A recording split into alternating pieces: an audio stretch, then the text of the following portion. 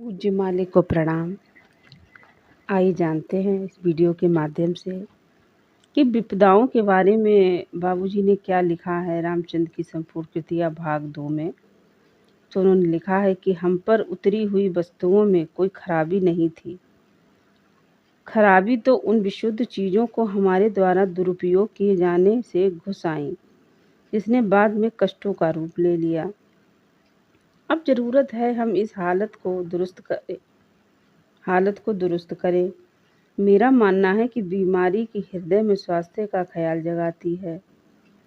मेरा मानना है कि बीमारी ही हृदय में स्वास्थ्य का ख्याल जगाती है।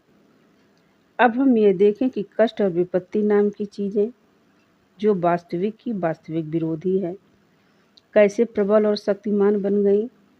ये हमारे अधिकार में थी, अतः स्पष्ट है कि इन्हें हम ही से शक्ति मिली, जबकि वास्तविकता से संबंधित चीज़ें ईश्वर के नियंत्रण में होने से ईश्वर से शक्ति पाती रहीं।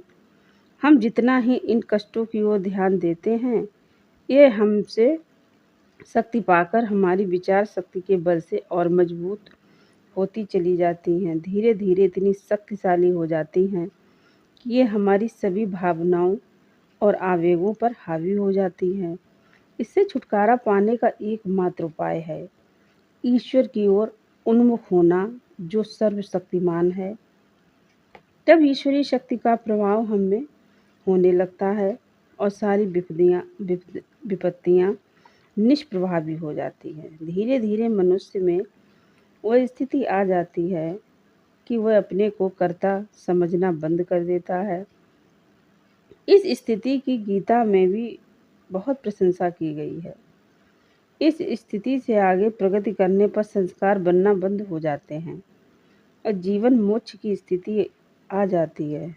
सीधी चीज़ें सीधे तरीकों से ही प्राप्त हो सकती हैं। आमतौर पर विपत्तियों को आनंद का उल्टा समझा जाता है, परंतु वास्तव में यही हमारे हृदय में परम तत्व की चेतना जागृत करती हैं और शांति तथा प्रगति के पथ पर अग्रसर होने में हमारी सहायक होती हैं। हर व्यक्ति के पास उसकी अपनी विपत्तियाँ हैं। उसी तरह मेरी भी अपनी थी, जिनके बारे में मैंने अपने गुरुदेव को लिखा। उनका निम्नलिखित जवाब स्वर्णाक्षरों में अंकित करने योग्य है कि चिंताओं में होना अच्छा है। घर अधीनता और सहनशीलता का प्रशिक्षण स्थल है। जीवन में दिन प्रतिदिन घट रही घटनाओं को शांति से सहन करना ही उच्चतम कोटि की तपस्या और त्याग है। इसीलिए मनुष्य को क्रोध या झुंझलाहट की जगह अपने में नम्रता और मृदुलता पैदा करने की कोशिश करनी चाहिए। मृदुलता से मेरा मतलब मन की ऐसी भावना से है जिसमें दूसरे की डांट सुनकर भी अपने को ही दोषी माना जाए और उसके लिए जैसा भी व्यवहार मिले उसे चुपचाप सहन कर लिया जाए।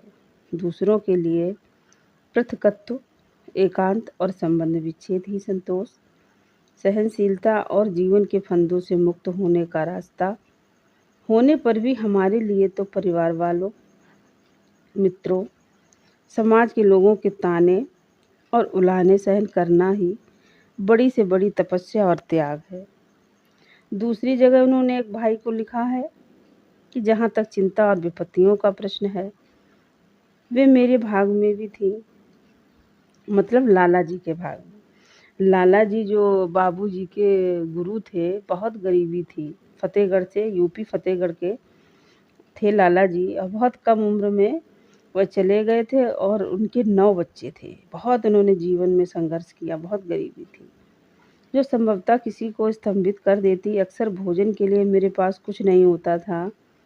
परिवार में पालन के लिए मेरे अनेक बच्चे और आश्रित थे। इसके अलावा कभी भी दूसरों की भी मदद करनी थी, इसे मैं टाल नहीं सकता था।